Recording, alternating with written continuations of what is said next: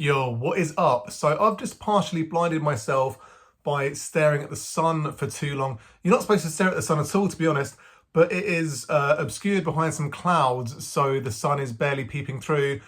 There is going to be a solar eclipse in the North American continent this evening, according to UK time, but I don't know what time it will be in America. Time is a construct. It is a man-made construct. Doesn't even exist, some may argue. I've been having these thoughts recently about the nature of reality. Why are we here? How are we here? Are we really here? It's a philosophical question. Descartes said, I think, therefore I am. He was mistaken. The fact that you are thinking does not necessarily mean that you are. The problem with that statement is, I think. And really, all you can actually say is thoughts are happening. You can't really ascertain whether you are having thoughts or whether thoughts are happening and you're just viewing them. You kind of feel like you're having them, but it's like a kid playing a video game where they're sat with a controller, the controller's not even on, you've got the actual controller and you're playing the game, or you're watching a YouTube video and they think they're playing a game, but it's just a YouTube video. So children don't know what's going on with YouTube and games and controllers. Maybe humans don't understand what's going on with thought and, existence.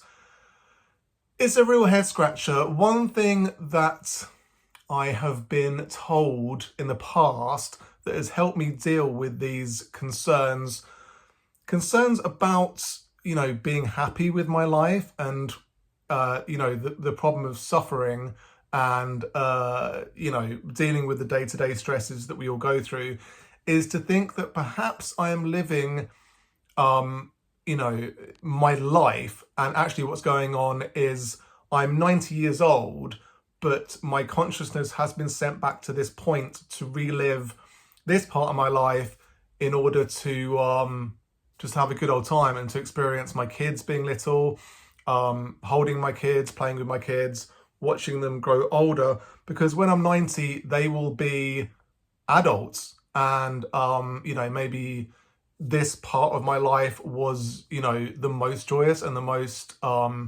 enjoyable and exciting. And I was at the peak of physical fitness. So why wouldn't my 90-year-old self want to come back to this point and enjoy all of the benefits that has? It's I like the idea. I feel like that's number one in the list of possible existential explanations that I want to go through today. Being 90, being a time traveler, coming back to this part of my life to enjoy all the benefits that come commensurate with that, makes me feel good about going through these things. And when my kids are ill or upset or angry at me or whatever the case may be that I'm not enjoying at the moment, it's helpful to think my 90-year-old self would enjoy that memory, would enjoy that moment, would enjoy being in this situation. It's a difficult one because I would have no recollection of that being the case. I'm currently reading a book in which one of the main characters is on a secret mission. It is to explode an orbital in retaliation for a long ago war crime.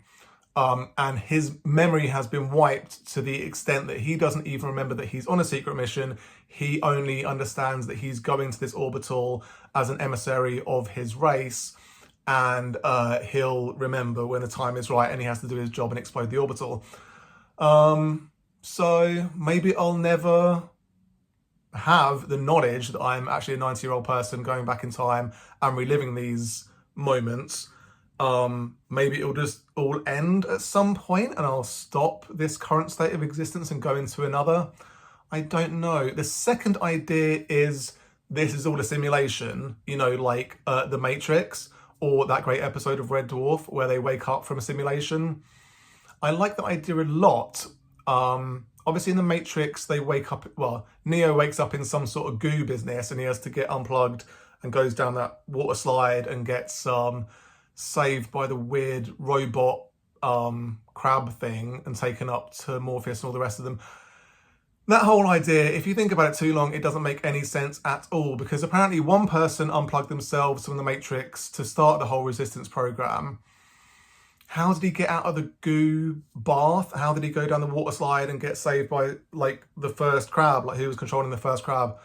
It doesn't make any sense. The episode of Red Dwarf makes more sense because they wake up and they're in a society where people can just go into simulations. They can decide who they want to play in, you know, various video games, and they go in.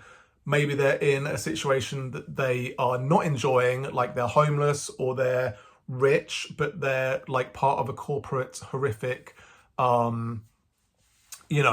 situation where they just want to escape from that for a bit.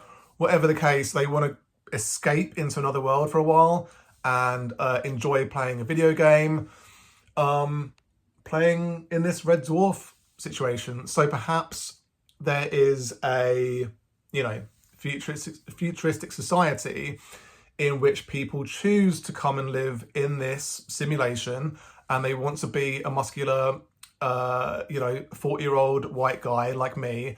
And so they choose that character, they go through this life and, have a gay old time. I don't know. It also gets out of the problem of suffering. One of the main arguments about, one of the arguments against many religions is the problem of suffering. Like, how can you believe in a God when there is suffering?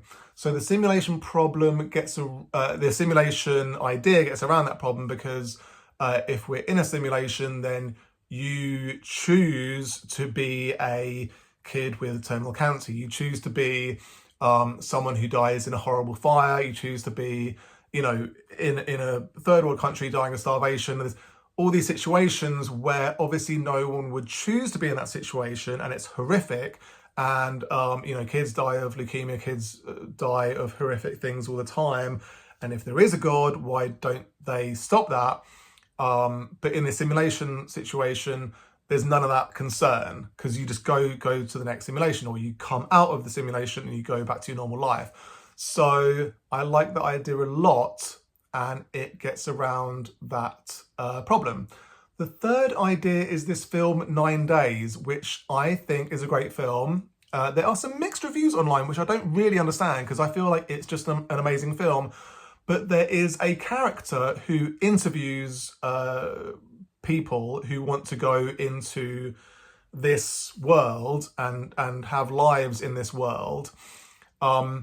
It's never explained what they are. They're like entities, and they've just started existing at the point they start to be interviewed, and then one of them is selected to go into the real world and have a life, and then they get viewed by this character for the rest of their lives. So that is a good idea. I like it. It's just like the idea that you've come into this world, and like one of the girls at work said to me a while ago, like, what happens after you die?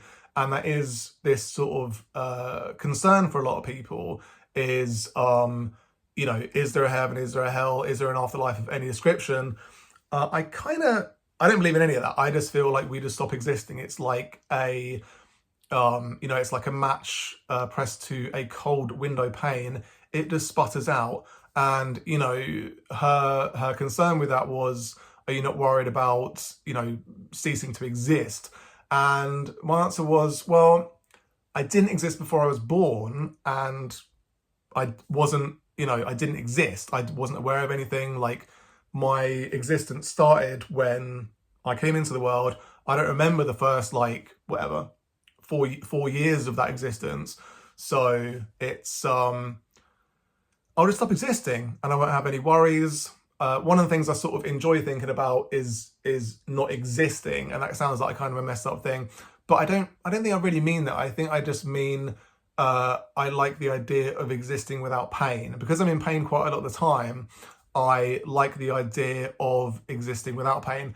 There is a series of books called the Bobbyverse, or the Bobbyverse, where there is the protagonist is a von Neumann probe, and that is a sort of spaceship that is self-replicating. It can go into a planetary system, and it can mine various elements and create more von Neumann probes. So the idea is it's a good way to explore space, where you just send up one von Neumann probe, and they self-replicate, send themselves over the whole galaxy and beyond, and you can eventually, like if you want, you could like take humans to various planets, and it's kind of like a bootstrap way of traveling around the galaxy with minimal effort.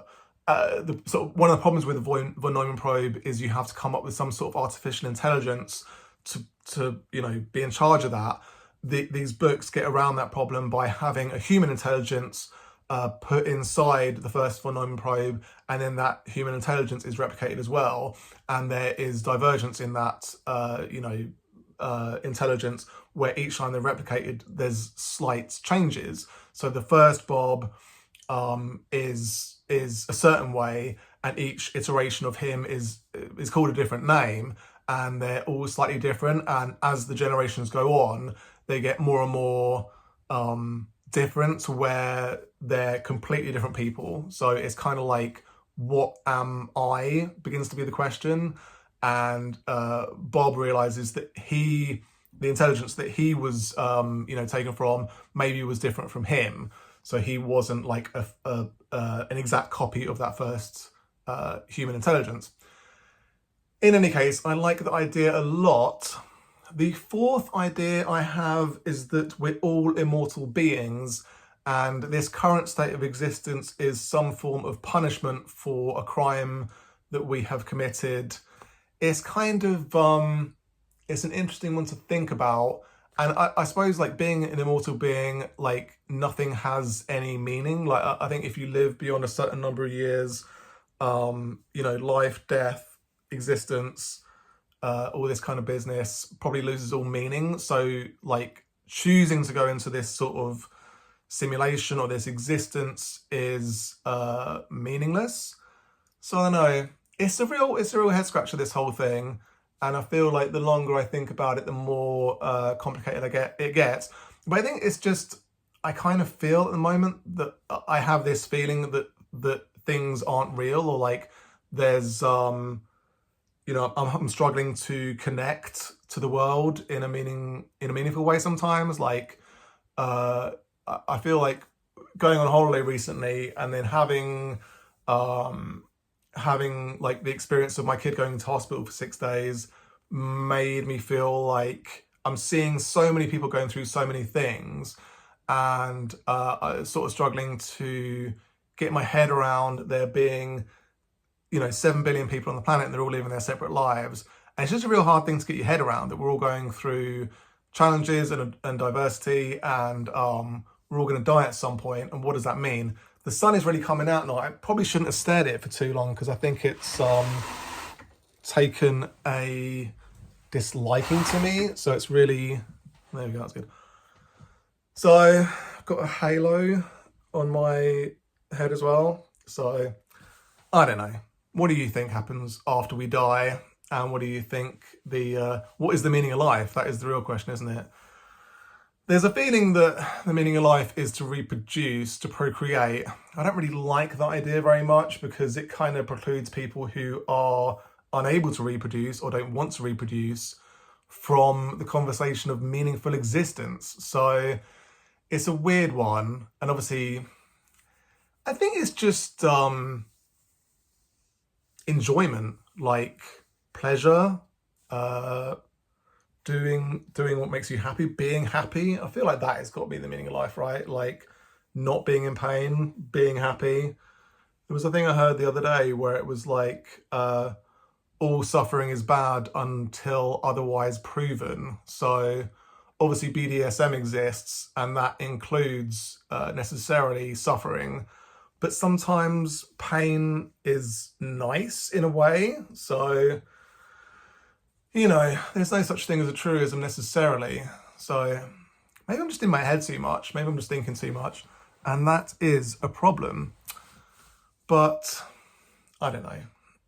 Oh my God, I think I've done something to my back. I went for a run earlier and an outdoor gym workout and I feel like maybe I just sort of tweaked my back a little bit. So that's fun. This is part of being 40 years old. Maybe it's like a midlife crisis type thought process where you kind of start thinking about what it all means, and the fact that this body is a prison that I'm stuck in and I would love to get out of, that I would love to become a von Neumann probe.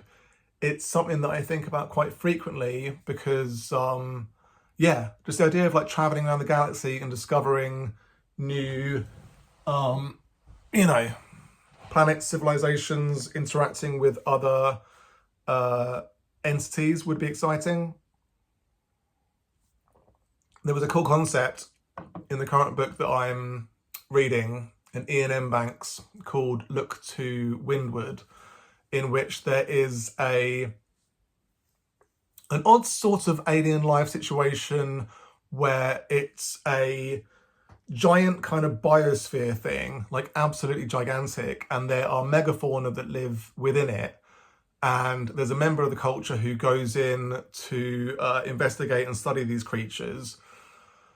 And it's just like a real mind blower of like, imagine a giant ball of gas and dust and material that just floats around the galaxy for millennia, and just maybe the whole thing is conscious, maybe the whole thing is a life form unto itself and it contains megafauna. And as it goes around, it collects gas and dust and material from various star systems, and it excretes the waste matter as it goes as kind of giant, planets of detritus. And so the culture saw these giant planets of waste and they were like, how have these been formed? Like, it makes no sense.